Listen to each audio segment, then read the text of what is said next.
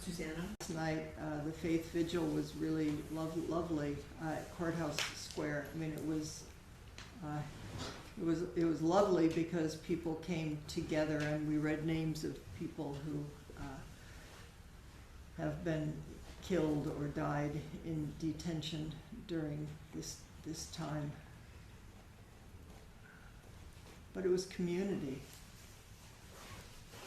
So this Sunday, we're continuing every other week. We're doing a barrio walk in different, predominantly Latino neighborhoods in Sonoma County, Santa Rosa.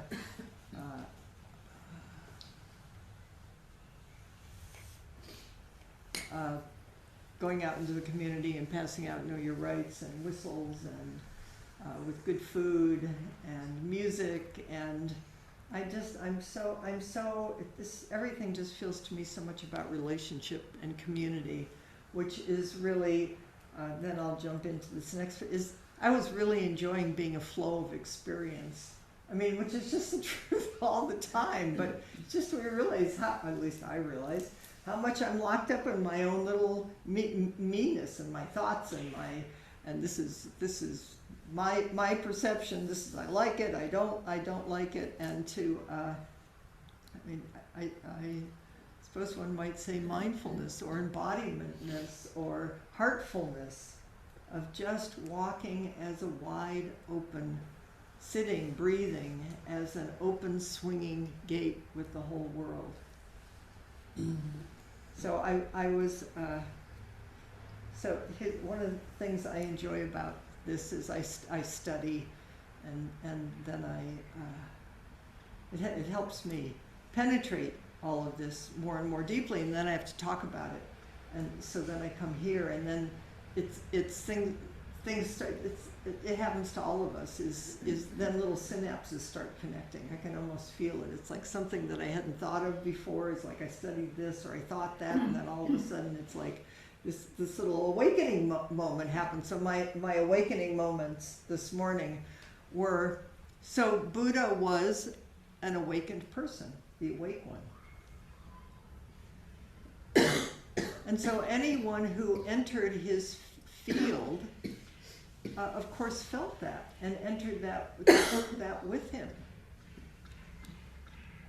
And probably, as an awake being, any space he entered, the space became more awake. That's just true of any of us, if the degree to which we enter, and each moment in awakeness, it helps every space wake up. So the Buddha didn't have some dogma, didn't have some dictate about this is what Buddhism is, or you should believe this. He just met each moment and each person exactly as it was, and then there was an interaction. And as happens, about 100 years after his death, people started writing down his teachings. And as we know, what probably happens in it's what we human beings do. You write down the teachings and then they turn into something, right? They turn into belief systems. And then more and more they turn into, because I always like to imagine in early Buddhism, because I've been in some of the early sites of the monasteries and everything, is all these predominantly monks, although there were nuns who practiced, is they came together, and that's what they did, is they started writing this stuff down, and then they started categorizing it, and then it got more and more particular, and then it got more, and then it turned into the Abhidharma and incredible systems, and it's, I mean, you can still, and people still do study it. It's amazing. And then someplace along the way, somebody said, wait a minute, I think we forgot flow of experience. And that was the birth of Mahayana, which was just a returning to what already was, with Yogacara, which we're studying, and which I'm really appreciating for just this reason, is it really draws on the wisdom of the early Buddhist teachings and of studying afflictive emotions and studying how the Four Noble Truths of there is suffering, and the reason there's suffering is because we do self and other. We solidify into these little skin bags and belief systems, And there's a way to be free from it, which is to just remember and come back. Instead of believing, study the afflictive emotions, and then study within that how much it's all a flow of experience. And whatever you think you are, or your big T trauma or your small T trauma, that's self or other, it's all true and it's all not true. And then there's a lot more life and joy and possibility and peace, because that's the nature of flow of experience. It's just all arising and passing. Okay, that was my enlightened moment for the moment. And we'll just keep waking up to this forever, because life will keep awakening us. According to Thich Nhat Hanh, our mind is a field, mind, consciousness, awareness, in which every kind of seed is sown. This is the language of Yogacara. I'll say again, we're not doing this because you should believe in Yogacara. Yogacara is there to help us.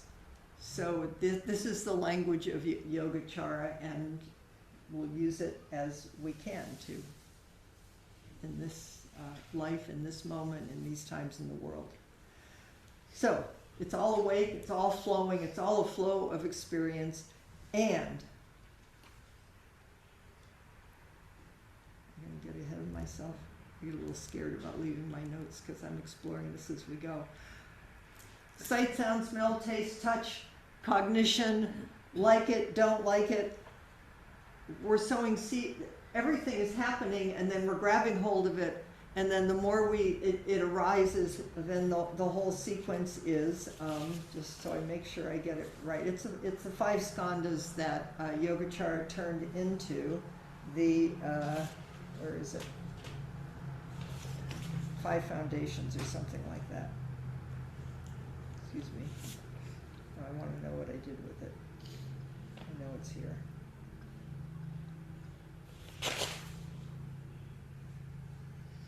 Maybe it's not. Maybe I took it out. Anyway, it's how we, through our senses and through our thinking, our cognitive linear thinking, keep creating a self. A sight,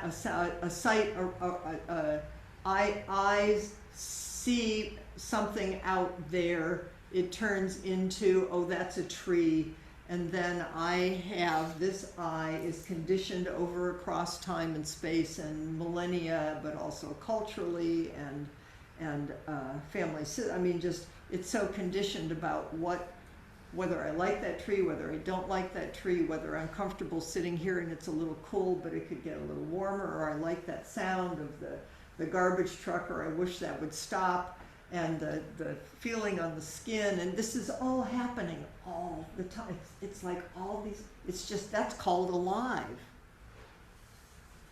But what we do with it,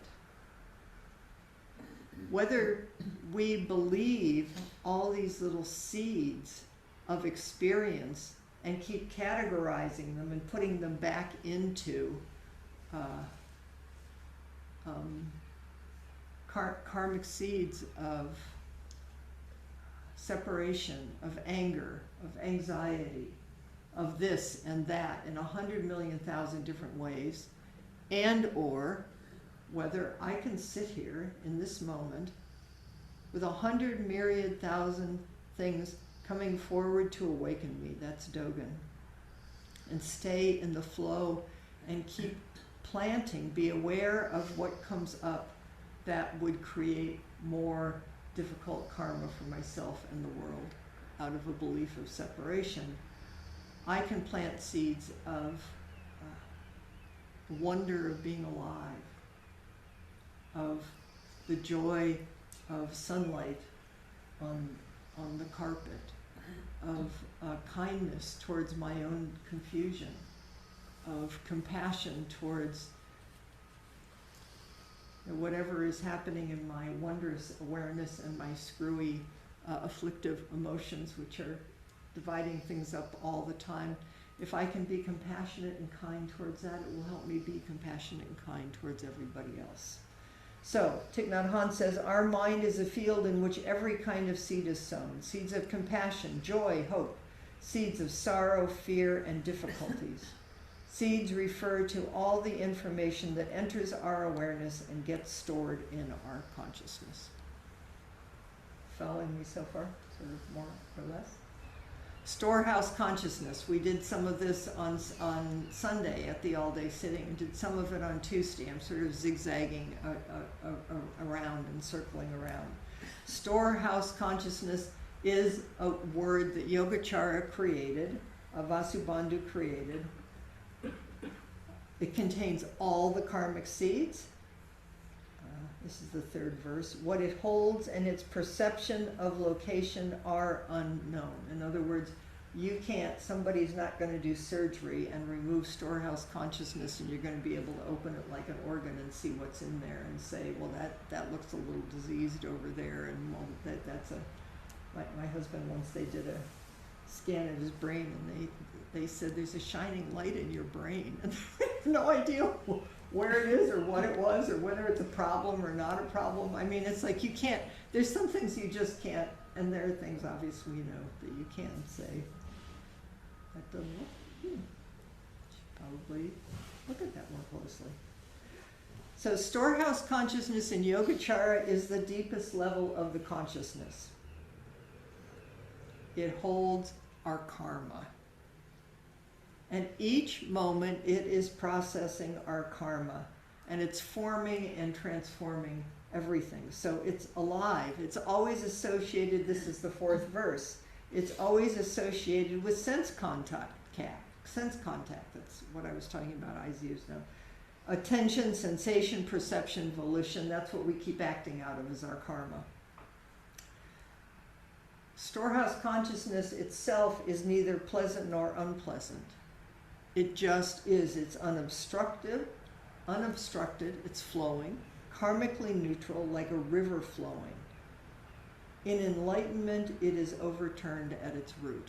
So enlightenment, waking up, which isn't a permanent state, but in enlightened moments is the way I would describe it. It's just this whole construct that Yogacara is helping us to understand what usually happens in the making of a self just isn't, because it isn't anyway. It's all made up stuff. Karma. I'm going to do this next week. Suzuki Roshi has a little chapter in here on karma. It's so I'm so enjoying finding Suzuki Roshi and Yogacara and Suzuki Roshi, who knew. I'm going to read you something else today. But karma. So karma isn't inherently good, bad, or otherwise. The Buddha teaches that karma is intention. Having intended, one does karma through body, speech, and mind. So each moment, we have a choice. Moment, moment, moment. Karma is not something stuck. That's the beautiful thing about this teaching, and inherent in Buddhism, is you are not inherently this good or bad or whatever person. Each moment, each thought of body, action, speech, and mind is creating who you are and what the world is, because they're not separate. That's why we're so powerful. I mean, in the sense of everything is powerful, because we're interconnected and alive. And it's important in karma that we have each have our own particular karma and conditions, and we are also experiencing many things that are not our karma. You know, it's like the world is touching us, and the world is past, present, and future. Everything is creating the condition that we're in politically and everything else, and all of that is touching us moment after moment. But we all are co-creating that. So the second thing in Yogacara is there is a thing called manas, which is the name they gave to consciousness of a self, and it lives in the storehouse consciousness. So manas is in the storehouse consciousness. I keep seeing it as a little being, but it's not. It's just because I have a weird sense of humor, and it's how I visualize things. But it helps to create a sense there's a self that experiences objects. It's the storytelling mind. So there's a little storytelling mind inside each of our storehouse consciousnesses that's it's commenting all the time, right? Making up I came in today, I made up 100 million stories, right, from the car to the minute I walked in here. We're doing that all the time, and reality is alive.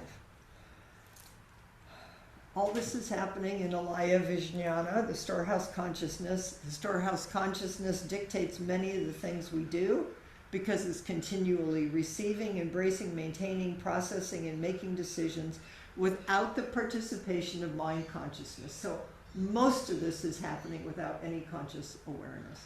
It's just, and then we're just it's like this, and like, that's me, or where did that come from? Or that other person did that, but it's just, I think you get it. Yogacara says that human beings perceive a world that is determined by the habits of emotion, perception, and thought held in the storehouse. That's a uniquely Yogacara innovation. Verse 5, depending on the storehouse consciousness and taking it as its object, manas, the consciousness of a self arises, which consists of thinking. Dogen says, think not thinking. The mind thinks. You can't stop the mind from thinking. It secretes thoughts, these little thinking. Think not thinking, Dogen is saying. I mean, who knows what he's saying. But it's an admonition is, thoughts are going to be there. Linear thoughts, judging thoughts, because that's the culmination of this whole kind of karmic process, but you don't have to believe it. It's like think not thinking. It's just like take a breath and come back. Because then you might have some inkling about how to be present in what's really happening here and what the possibility is in this moment.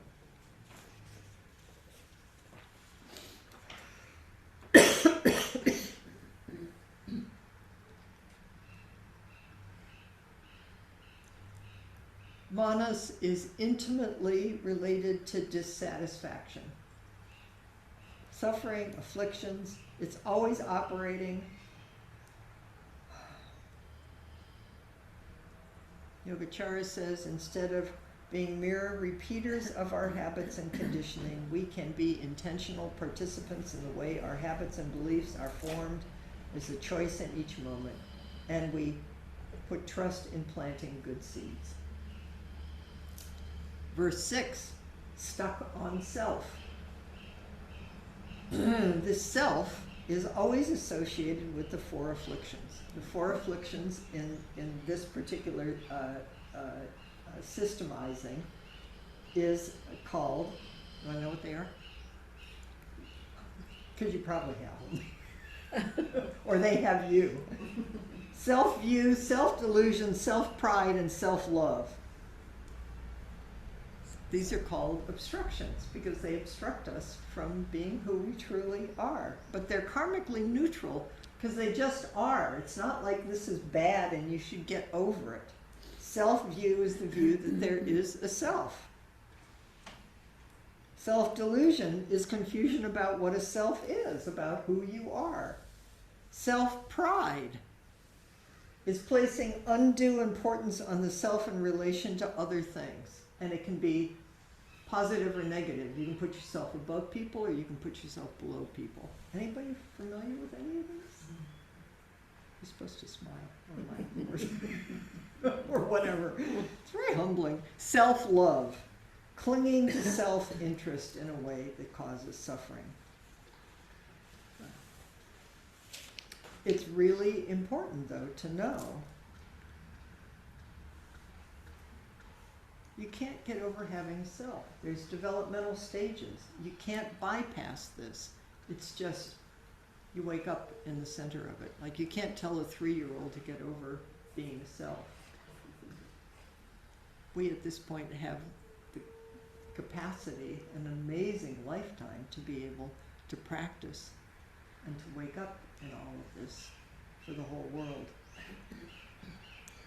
Manas, self-clinging, all of these afflictions can be transformed into mirrors of wisdom.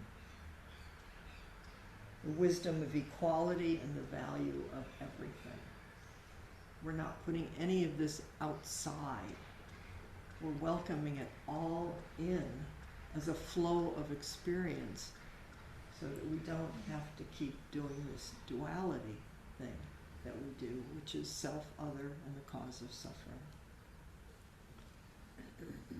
7, verse 7, seeing through I, me, and mine. Along with these 4 afflictions, from where is born sense contact, attention, sensation, perception, or volition, the formation of a self, where it's not found. I find this very interesting, and then we're going to jump to Suzuki Roshi for a minute. It tells you where it's not found. It's not found in enlightenment. Sorry.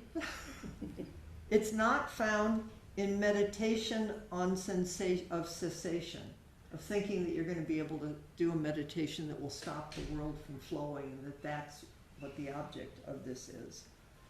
And it's not found in the supra-mundane path, which is the path of the Bodhisattva. It basically pulls the rug out on everything.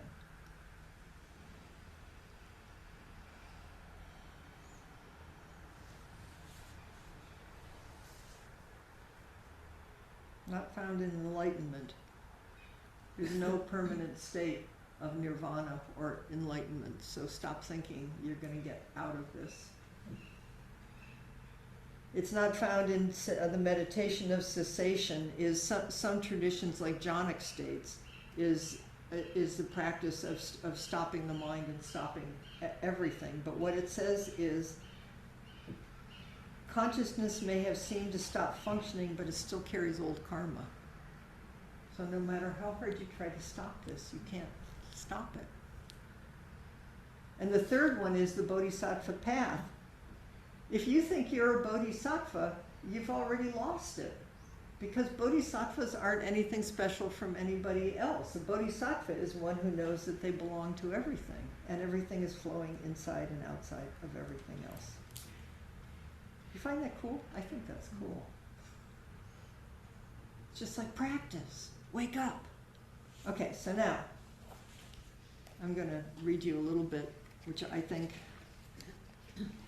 Suzuki Roshi is always standing on this ground, but here's a little of how he says it. Then I'll ask you how you say it.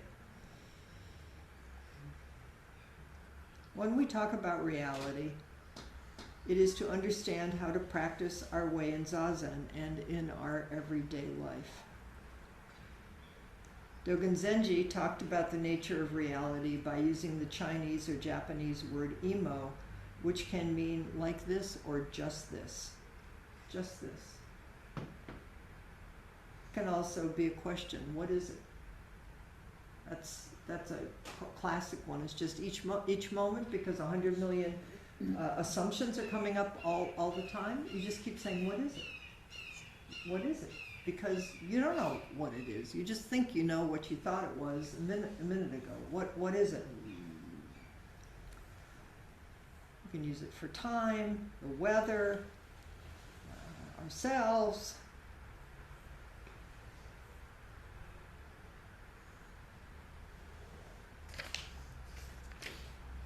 So emo is something definite, just this.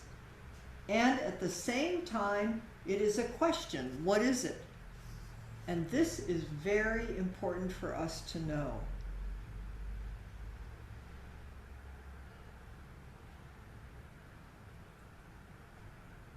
Right now, it is hot or cold or whatever it is. But it is not always hot. Sometimes it will be cold. Time is the same way. Sometimes you're in linear time, sometimes you're in the flow of time. You can't, that's why Dogen is, and this non-dual, that's why Zen is so frustrating. Because it throws you into the non-dual. Dogen will just give you something and pull it away. He'll give you something and he'll pull it away. Which is what life is doing all the time. It's just we're so conditioned because little self needs to be and wants to be in control. Practice is not something special, but something continuous, something mixed up with everything. Dogen says, if you fall on the ground, stand up by the ground. If you fall on the ground, you stand up by the ground in that place. I've always loved that phrase, and I think for me it was really important because I didn't know how to stand on the ground. I mean, I still don't, but I just wanted to know how to be a human being. Just how if you fall down, get up. Fall down, get up. But that's only part of it. He also says if you stand on the ground, stand by emptiness, by nothing. It's like once you kind of have some grounding in a self, then you can stand up and not be a self. And it's continuous practice. If you think you can always stand up by the ground and don't mind falling on the ground, you will fall on the ground quite easily. You will have the idea, it is all right. If I fall to the ground, I can stand up by the ground. If we practice with this kind of prejudice or easy idea, that is wrong practice. Uh-oh. This point is important. It is like enlightenment. If you rely on enlightenment, or like it says here, enlightenment or meditation of cessation, or I'm a bodhisattva, if you rely on anything, you will be someone who easily makes mistakes and falls on the ground, relying on the help of the ground. Do you understand? It is a very subtle point. Of course we have to stand by the ground, but if we stick to the idea of the help of the ground, which is our ideas, all the time we will lose the true meaning of fall to the ground.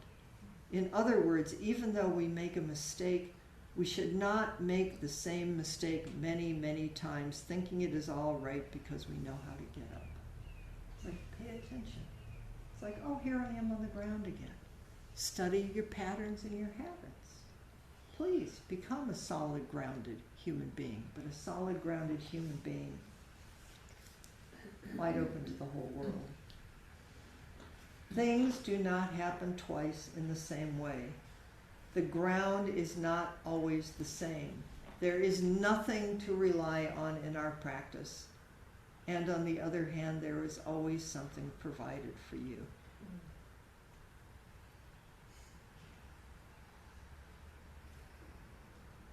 If you stick to the idea of help or enlightenment,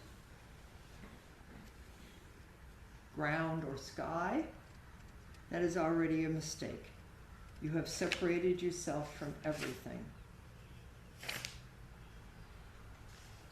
We Soto students, that's us, do not stick to anything. We have complete freedom of practice, complete freedom of expression. Our practice is the living expression of our true nature or reality. So for us, it is not possible to stick to anything. Yeah, well, of course, I stick to things all the time. Moment after moment, we practice in a renewed, refreshed way. That's it. What is it? It's just this. What is it? What is it? What is it? I am particularly enjoying this in, I mean, you could say in the aging process, in sickness process, in whatever process we are, and in this political time, is let's stop sticking to thinking we can keep falling down on the same old ground. It's like fall down on the ground and get up by the sky. What is it? Where's the space? Where's the life? Where's the flow? How do we keep planting good seeds? I think this is so cool. Sorry, I'm entertaining myself. Someone may attain enlightenment when they see a flower or hear a sound. Someone may attain enlightenment when taking a hot bath or going to the restroom. It's everywhere. Rich and poor may attain enlightenment in various ways. Whatever it is, accept it. By various means, moment after moment, we practice our way. There is no other way to attain enlightenment or to be awake and be a true human being, alive in the flow of experience. I hope you're enjoying this. I think it's just enormously helpful because we're all grabbing onto stuff like mad right now because everything feels like it's in free fall.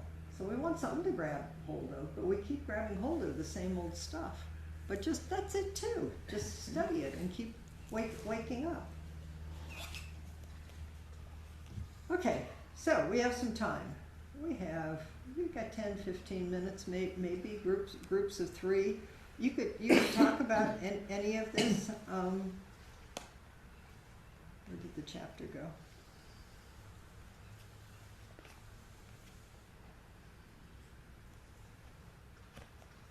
Oh, maybe just a good question is, someone asked Suzuki Roshi, how would you describe Buddhism? And he said, not always so, which is exactly what all this is about.